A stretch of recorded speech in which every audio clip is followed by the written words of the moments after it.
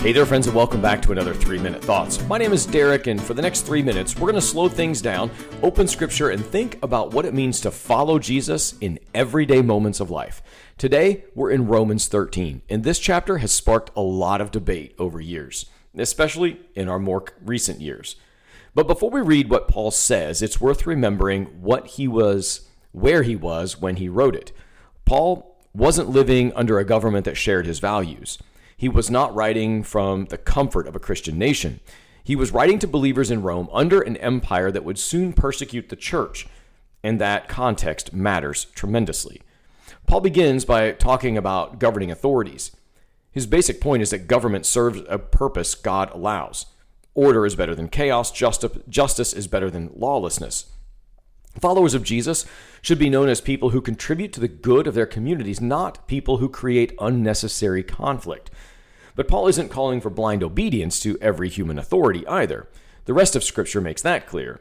Daniel faithfully served King Nebuchadnezzar but refused to worship the king's image. Jesus said, "Render to Caesar what's Caesar's, and to God what is God's." Peter and John stood before the Sanhedrin and respectfully said, "We must obey God rather than men."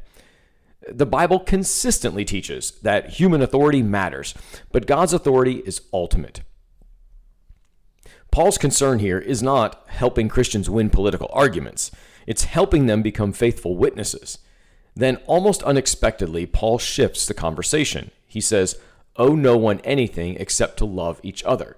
It's an interesting phrase. Most debts are eventually paid. Love never can. You'll never reach a point where you can honestly say, "I've loved the person enough, my obligation is finished." And if you do, that's kind of a selfish statement, and I would question that level of love to begin with. Love is the one debt that always remains.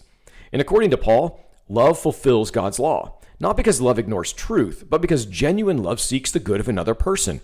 Even when it's difficult, even when you disagree, even when they've made your life harder, finally then, Paul reminds us that time is moving forward. The night is far gone, the day is at hand. In other words, wake up. Don't drift through life. Don't waste your days. Live with purpose because Christ is coming again. That urgency is not meant to make us anxious. It's meant to make us intentional. Every conversation matters. Every act of kindness matters. Every opportunity to reflect Jesus matters. So what does Romans 13 mean for you and me? Is there an authority in your life you're resisting more out of preference than principle? Because sometimes our greatest challenge is not obedience, it's humility. Another question we wrestle with here is, what does it look like to owe someone love? Especially someone who's difficult to love, someone who hasn't made it easy. The final question I'd have you wrestle with is, are you living with a sense of urgency about how you spend your days?